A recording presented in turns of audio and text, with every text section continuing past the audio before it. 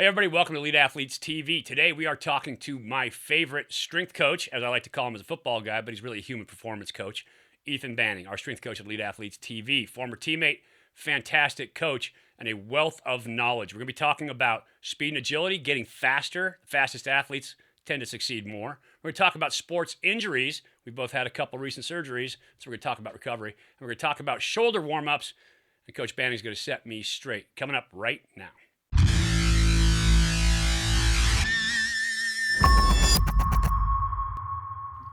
Hey, everybody, don't forget, if you love football content, you want to learn about sports performance content, hit that subscribe button right there.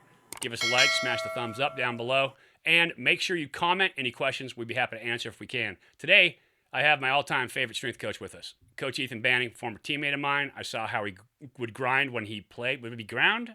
EB? Is that ground? Is it, past tense? Anyway, he was a grinder when he played, and he is a good, hard-nosed, tough, science-based strength coach who gets guys right, coming on today. And we're going to start off talking about speed and agility. EB, welcome to the YouTube channel, man. Mike P, great to be here. Appreciate you having me. Always excited to get on a chat with you and chop it up a little bit. Seems like we can tangent off on things, but hopefully we bring some value to the viewers here. We'll see what we can do today. And that's a big thing. Every time EB comes on with me, we get a ton of comments, ton of people emailing in to Elite Athletes TV. Speaking of which, you can join our email list if you want all the updates from the backside. But we get people in because he brings so much knowledge. And so I had one coach come in and say, man, every time you guys start talking, light bulbs just start coming on all over the place. So let's get with that, EB. Let's start turning on some light bulbs about speed and agility for athletes. It's almost football season, right? It's my time of the year, your time of the year as a former football player, former pros. We kind of love it. This is when we should be hitting our peak coming into camp. Talk about where an athlete's speed should be, their speed and agility training right now. Well, I'd like to, use the KISS system in training, keep it simple, stupid deal. And when I look at an annual plan across the board, I'm thinking about early on in the year, getting guys reconditioned, mitigating injury, making sure that anything that stands out from last season, whatever sport they played, we handle that, from maybe shoulder issues, knee issues, hip issues, and getting them healthy, getting them physically prepared. We want general physical preparedness. We want to get them in shape, number one. And we want to make sure that includes, making sure that they have great function with their body, and we're not just like limping into the next off season and training with injury still in play and driving kind of that nail deeper into the board, so to speak.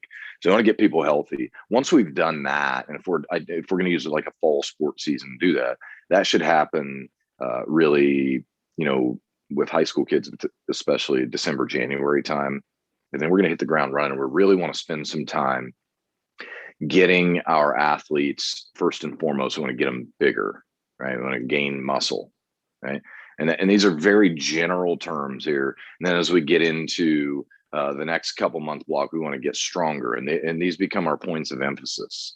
And then as we get into June and July, and we're leading up to football season, we want to get faster. And it is, again, really general terms, but at the end of the day, we want to get the muscle bigger, then get it stronger, and then ultimately make sure that we're really getting faster. And while we're going to year round work on all those capacities, we certainly have emphasis. And right now, on July 15th, the emphasis should really be on making sure that we have great football conditioning and speed. Like those are some really important components. Now, a lot of folks, have this misconception about speed, and like speed work is where we're doing 90% or greater efforts repeated. Now, you were a track guy, so if you run an all-out 100 or close to an all-out 100, you're going to need a pretty significant amount of recovery before you're going to run that level of effort again. And so it makes more sense when you put it in weight room context for most people. If we take a 1 rep max or something greater than 90 or 92.5%, you probably don't want to wait 30 seconds and repeat that. you're probably going to need, roughly 3.5 minutes.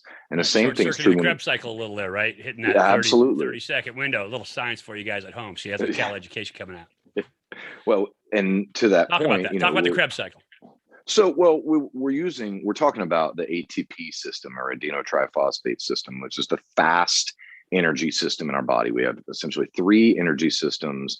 And when we use the ATP system, which is what we use in team sports almost entirely, it's changed a little bit in the dichotomy over the years with the offenses now. When you and I played running 50 to 60 plays, and now we're trying to run 100 plays, it changes the work rest ratio. So our conditioning, which used to be standard on average 6 seconds of work and 35 to 36 seconds of rest, was kind of a football play repeat, but now that's not the case. And depending on position, like if you're looking at like a receiver, they've got what I call high-low running. They've always had this, but you've got a high run, which is your 9 route, right? And then I got to jog back, and almost immediately I'm going to go do it again. And then I'm going to jog back. And so their conditioning is very different than like an offensive lineman, as an example, because they're going to, grind, if you will, drive someone, reach, block, pass, protect for X number of seconds, hopefully not more than, like 4 seconds if the guy's holding the ball longer than that. And then they don't really have to, run back to the huddle necessarily. So they get a little bit of rest. But so don't want to get too far off on that tangent, because we're talking about conditioning and we're really talking about speed, and those are two different capacities, and they do both need be trained. The most frustrating thing as a sports performance guy is to condition our athletes for the sport that they're about to play, and then watch a football practice on day 1, 2, 3, and have coaches look over at me like, these dudes ain't in shape. And it's like, no, they're in shape for football. They're not in shape for your, fast glycolysis and metabolic training garbage that you're doing from like drill, just to quote, make them tougher or make them puke. And that, so like, there's a balance point there. And I think the big thing as a strength coach is identifying what is your football staff looking, right? Like what type of athletes are we looking to develop? Because bigger, stronger ones, or faster, more explosive ones, what sort of energy system are we trying to develop here? And then we work backward from there. Right now, everybody's going to say, "Oh, I want the big ones and strong ones and fast ones and all that." And it's like, okay, all the above, right? That's wonderful. Yeah. Well, and I want those too. And when I was coaching football on the grass, I was a much better coach when I had 3 All-Americans on the offensive line. That makes you a fantastic coach. Yeah. So, but the point of all that is, making sure we identify the thing for which the coaches are looking. And as we get into camp, making sure your athletes are as healthy as possible. They're working on short-term explosive movements that get them prepared to do things in the sport of football. But also we're taking into consideration, and this is something I did, later in my collegiate coaching career, was prepare the kids to be ready for the first few days of camp and practice, because the reality is that's different than a game. Right. And so it always is a point that I want to make when we start talking about speed and agility, because almost always the first thing that somebody drops on the ground when we talk about speed and agility, when I see coaches, is a speed or agility ladder. And while I'm not the biggest fan of the speed or agility, there's nothing speedy about a speed ladder. So calling it a speed ladder would be incorrect. And I'll break that down for you in a minute. Great marketing name, though. It is a great marketing name. And if we're talking about 9, 10, and 11, maybe even 12-year-old athletes that don't have really good motor control or understanding, simpler terms, where they're putting their foot when they want to be putting their foot in that spot, then it's a great tool to teach coordination, right? But the reality is, when we look at speed development, we have to do 2 things. We have to have force application. So applying force helps us create stride length. right? And then we've got to have stride frequency, and swinging our arms more violently is a way to get more stride frequency. Understanding the mechanics of how to run properly are going to help us with stride frequency. But the speed ladder does neither of those things. There is no way to do force application and drive the hips and then hit your feet in every hole of the ladder. And then if you hit your foot in every hole of the ladder, you could possibly be doing, stride frequency, but the strides are so short that it teaches a motor pattern that is faulty. And so we've got problems there. So not saying that the speed ladder is entirely bad, but it's damn close. Right. It's good for a back when you're talking about shuffling in a hole or doing something like that. Quarterbacks doing quick shuffle drops, specific drills, that real yes. tight nervous system pattern where you're going to be utilizing that exact movement. And I think if somebody's married to an agility ladder, using it as part of their warm up for a perfect time to use it, just getting, the body in general warmed up, that getting some cross crawl motor mechanics, making sure that the left hemisphere of the brain's talking to the right hemisphere of the brain properly. All those things are going to be critical to better sport play. But when we look at a speed ladder in general or an agility ladder, it's really not a great tool to create speed. Furthermore, like a treadmill would be another thing to discuss. So a treadmill is going to do a nice job of conditioning athletes, but in team sports, we do acceleration running. There are several phases of running, but in team sports, we do almost all acceleration. There is zero acceleration on a treadmill unless the motor is turned off and you're actually pushing it, which most people are not using it. And I've used I owned a high-speed treadmill for years. I've used it. I think it's fantastic for conditioning and just the movement mechanics of how to see oneself in the mirror and make sure that everything is being done with proper alignment. That's fantastic. But that's kind of where it starts and where it ends. The best way to run faster is to get on the grass and run fast. I mean, if you want to learn to throw hard, you got to throw hard. And that sounds, I think, one of the famous, like Yogi Berra probably said something like that. But the reality is, if you, take Usain Bolt as an example. I mean, he's a pretty fast dude, I think. Fairly flighty, yes, fairly fast. I would bet you a lot of money that he does not go out and go jogging on a daily basis. Right. I bet you. Well, maybe to warm up just a little bit. No, I'm not saying that he does not jog. As his training regimen, there is no jogging in his life. Like, he's not going out running mileage on a daily basis. He may have a day where he goes out and gets a 20-minute run in or something like that. Certainly, my work with Dan O'Brien over the years, we like getting flush runs or just getting out and getting some tempo in and doing that. I'm not saying that's never important. And much like we'll talk about baseball, pitchers too, with regard to that in a moment. But if you're trying to throw the ball with more velocity, then you got to throw the ball at a high velocity, right? And build the mechanics to throw the ball at a high velocity. Absolutely. We do need to earn the right to throw harder. And we need to earn the right to run faster, which means we need to do the fundamental foundational movements to make us strong enough to be able to control our motor mechanics with the throwing or with the running, so that we can do that. But assuming we've laid that groundwork, the GPP, general physical preparedness, and that sort of thing, once we get into this time of year, we got to get in and run.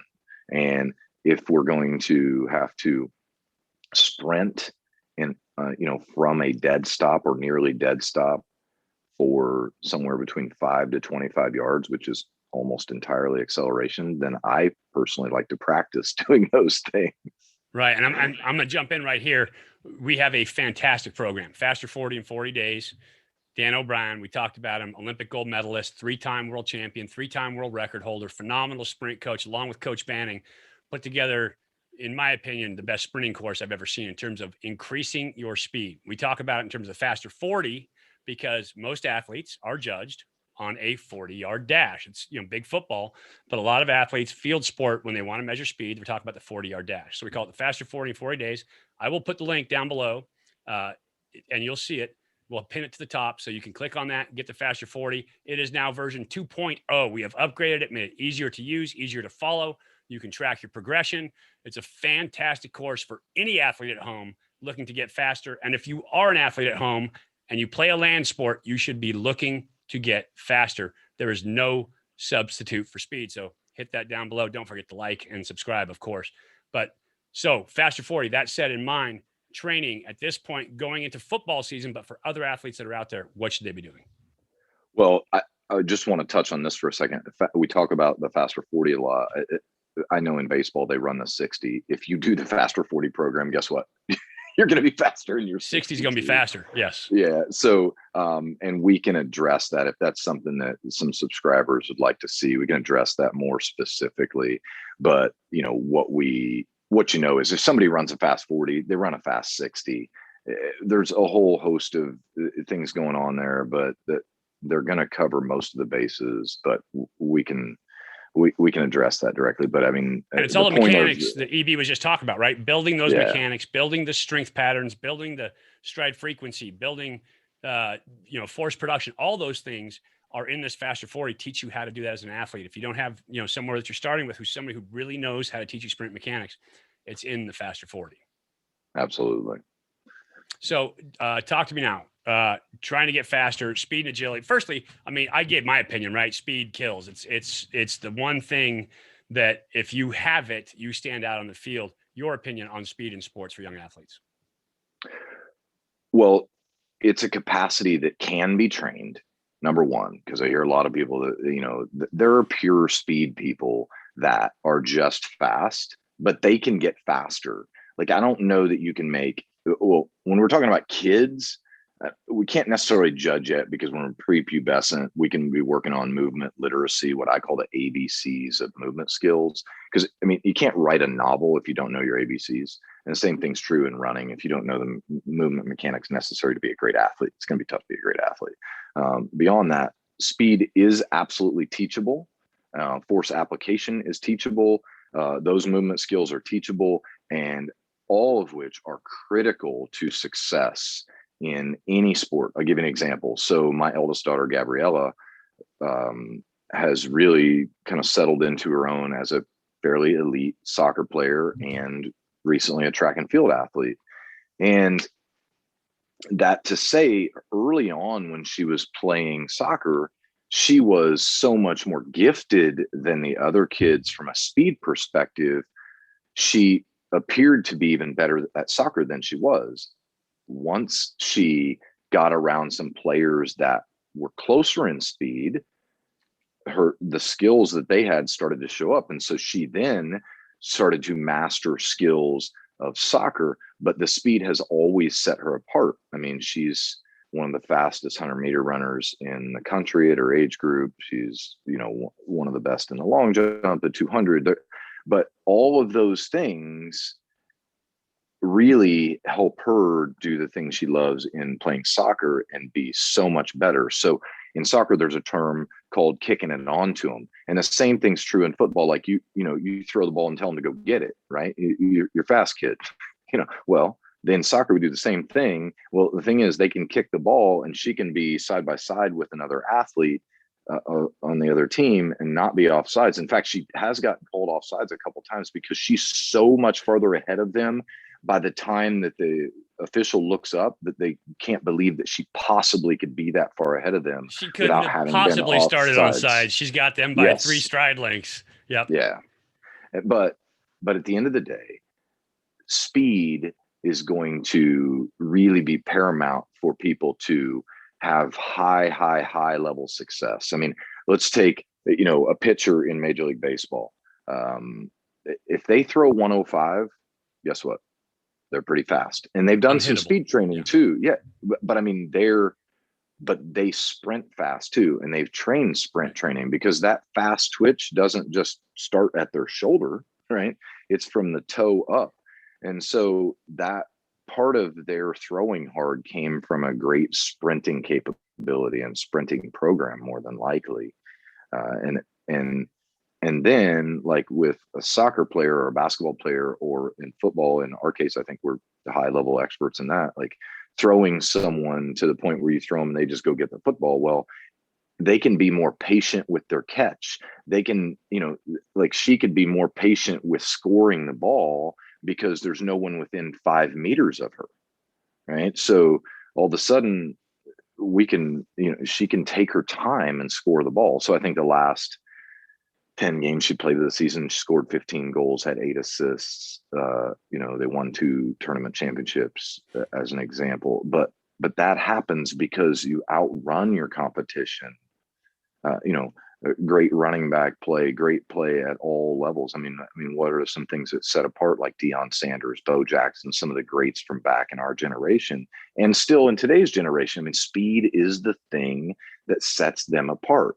And far too many people have gone, well, I'm just not that fast. And it's like, well, in my opinion, the best thing someone can do to improve at their sport is find and identify the things at which they're lacking and improve those things. Yeah, no doubt. You should say, oh, I'm not good at that. That should be your first cue. Absolutely. That's what I'm going to train. I'm not good at that. I'm not fast. Ooh, I need to get faster.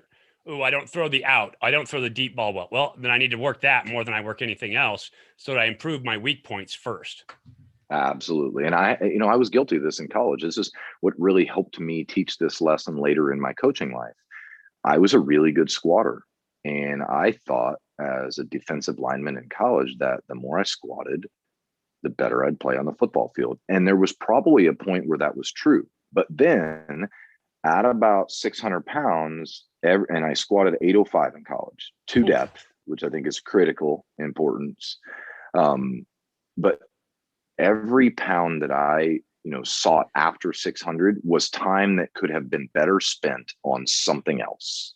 Yeah. And that's a lesson. I think pain's a great teacher. I think it's the best teacher, in fact. And I learned a very valuable lesson that I could have done other things. And so when I played with you professionally after that, one thing I learned was I'm in control of my conditioning. I can go stronger, longer than other players. And so, this is easily researched. Even when I played with the Rattlers, there was a big article in the paper about how the coaches were just blown away that I could just keep going and going and going and going. And just like, and we would call that having a motor. I call that having preparation, right?